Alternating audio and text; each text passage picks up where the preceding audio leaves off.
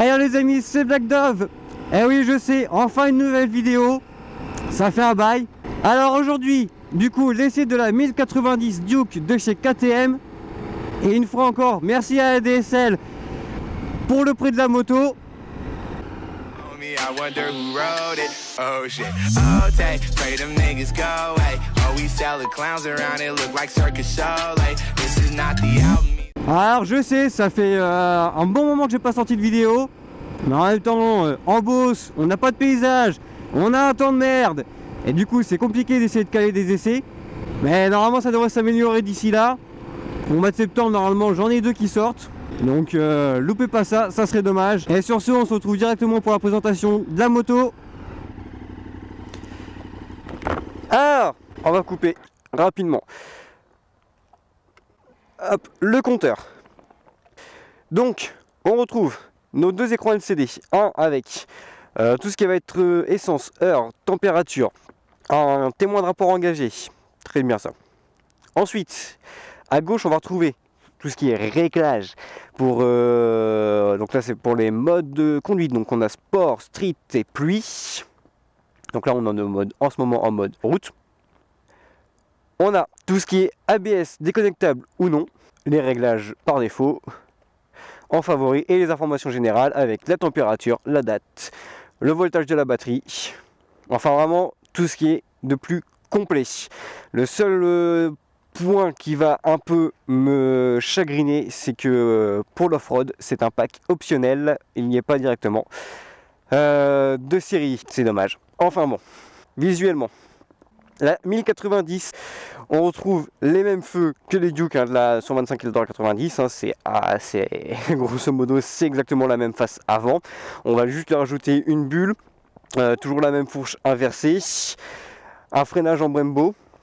Donc deux doubles disques, hein. Des pneus en 110 à l'avant, un cadre assez bien ergonomique. J'ai déjà essayé un peu avant, donc c'est pour ça que je vous le dis. Vraiment bien conçu en fait. Vous sentez pas la moto dans les virages, c'est vraiment agréable. On en reparlera un peu plus tard. Vous avez par contre ce qui est très bien d'intégrer directement de série. Vous avez les portes là, vous voyez sur le côté là. Ça, c'est intégré de série pour mettre les valises si jamais vous voulez partir tout seul avec un passager ou faire de la grande route avec vos valises. On est sur un amortisseur arrière réglable en précharge et détente. La fourche avant, oui, n'est pas réglable, elle par contre. Elle est directement d'usine. Qu'est-ce que je voulais vous dire aussi? Si la hauteur de selle, on est quand même sur du 85 cm, si je vous dis pas de conneries. Donc c'est quand même pour les hauts gabarits.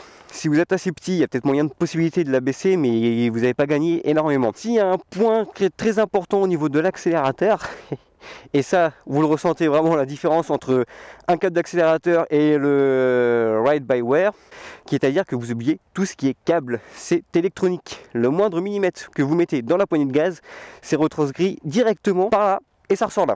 Le moindre millimètre.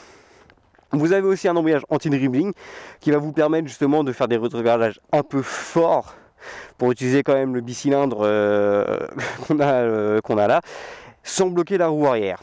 Et d'ailleurs en parlant de ça aussi, ce que je vous ai pas dit, c'est qu'on est sur une moto de 125 chevaux à 8500 tours minute, si vous préférez.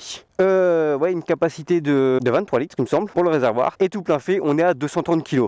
Donc ça reste très léger. Je vous fais pas écouter plus le son que ça. On est sur des pots d'origine. Et honnêtement,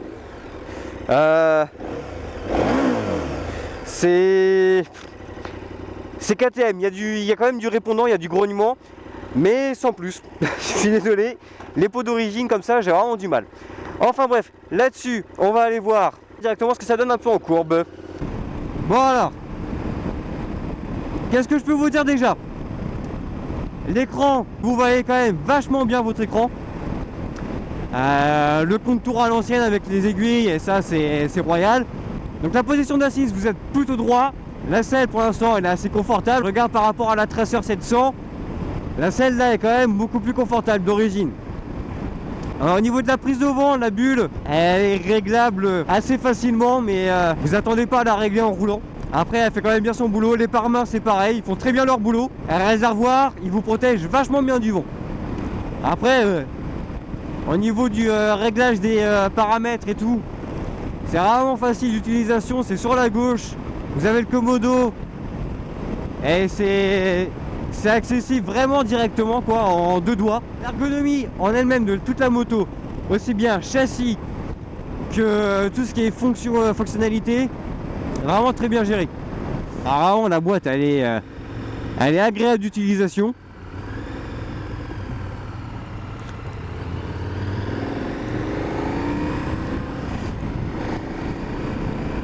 Ah, ça change la vie aussi, un rapport de...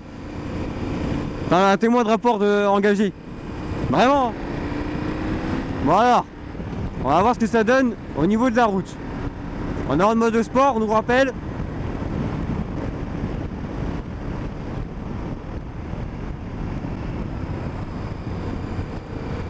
Ah, c'est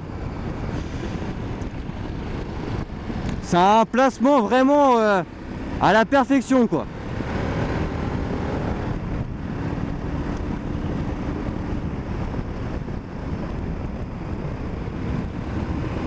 Ah vraiment, ça prend les pif-paf de façon majestuelle. Ah, un peu au milieu de la route toi.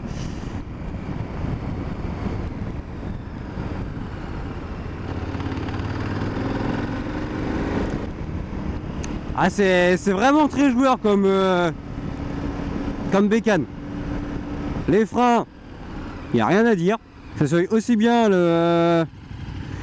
que le frein arrière que le frein avant. Le frein arrière il va vraiment bien sur la moto, il va corriger votre trajectoire pour les virages. Le frein avant c'est un poil plongeant au niveau de la fourche. Alors je vais vous faire un 0 à 100 rapidement. Allez, vous êtes partis, on y va.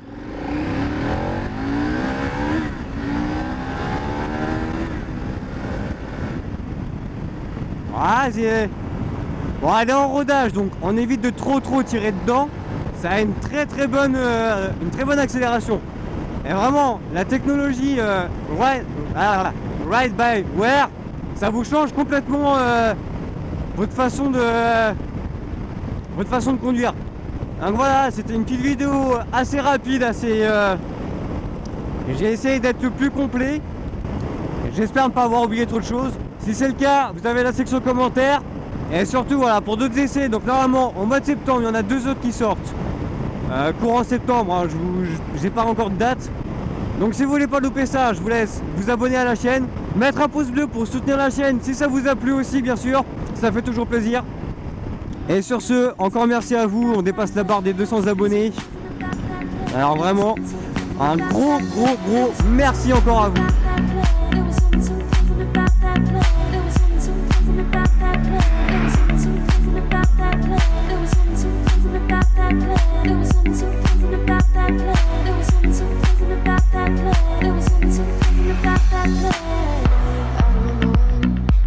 I remember when I lost my mind.